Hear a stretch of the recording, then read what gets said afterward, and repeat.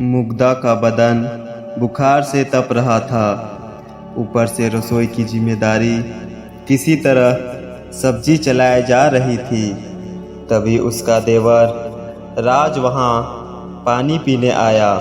उसने मुग्धा के हाव भाव देख तो उसके माथे पर हाथ रखा और बोला, भाभी आपको तो तेज बुखार है।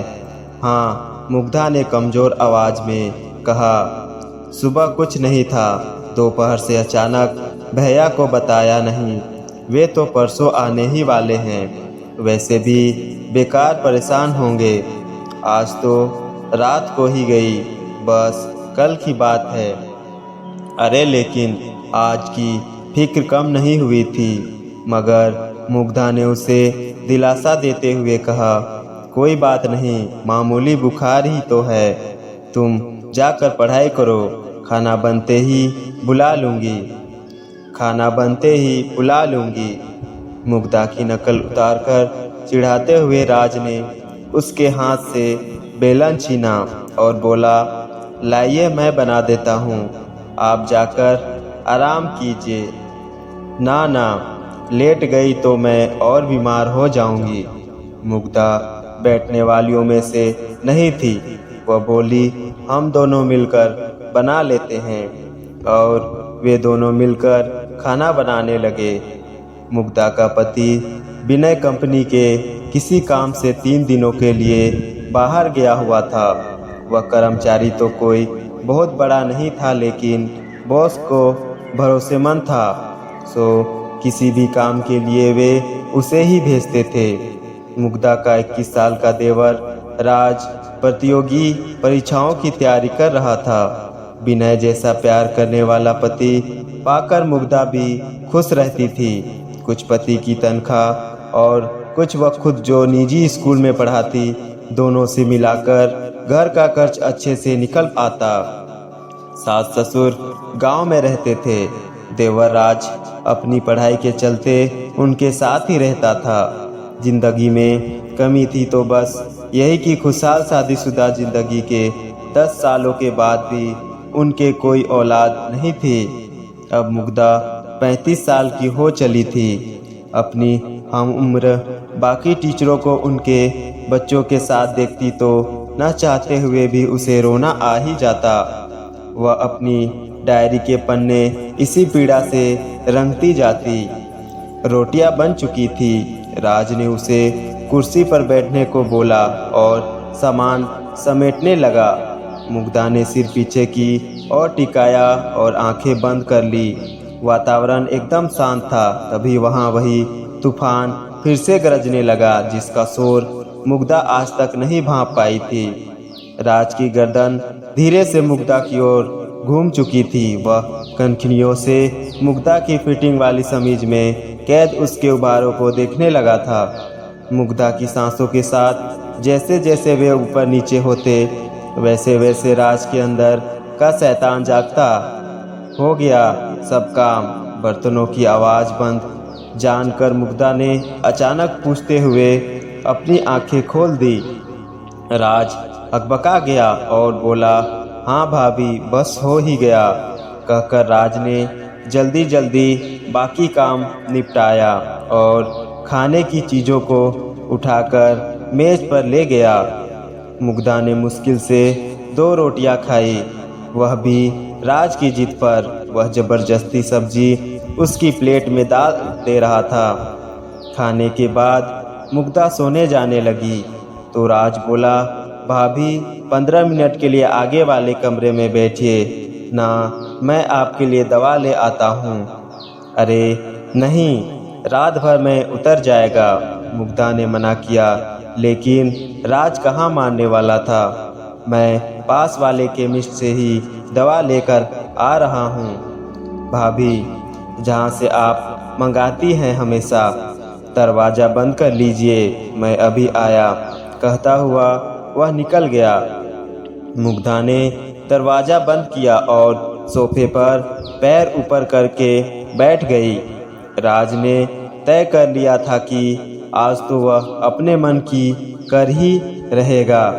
इस बीच केमिस्ट की दुकान आ गई।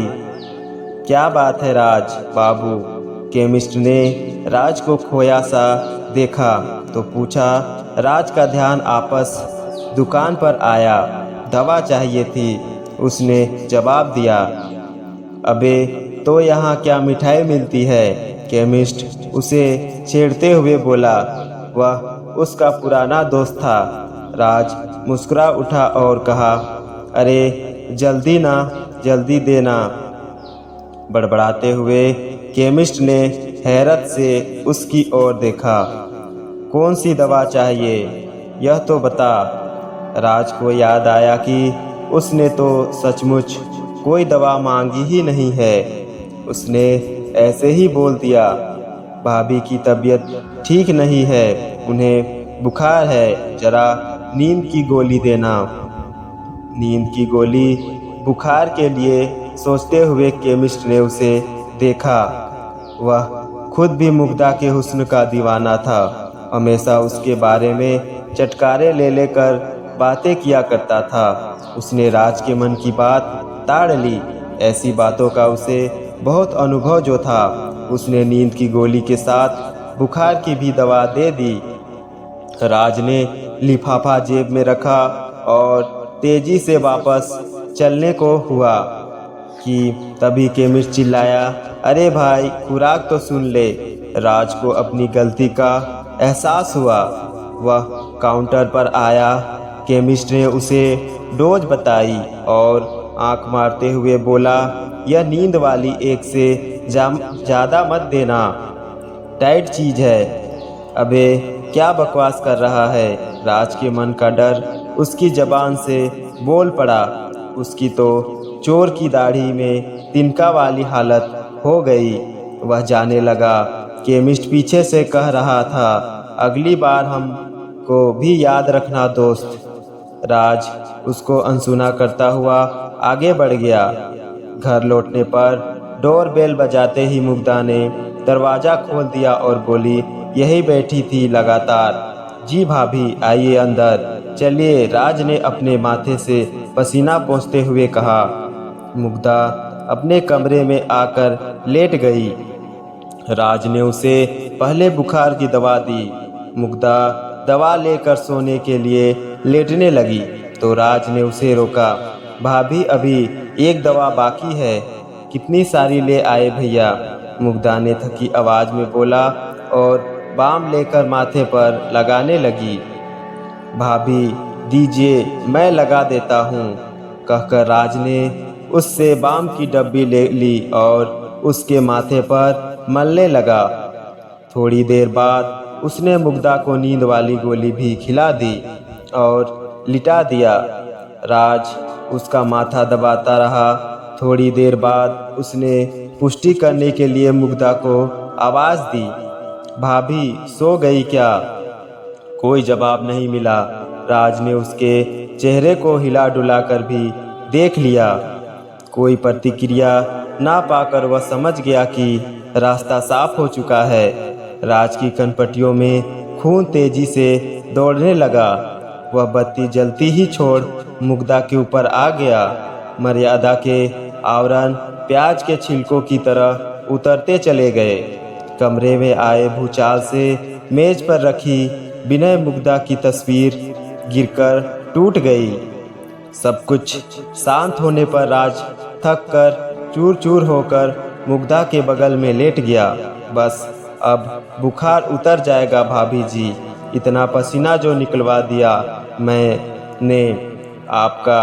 आज बेशर्मी से बड़बड़ाया और मुग्धा की कुछ तस्वीरें खींचने के बाद उसे कपड़े पहना दिए।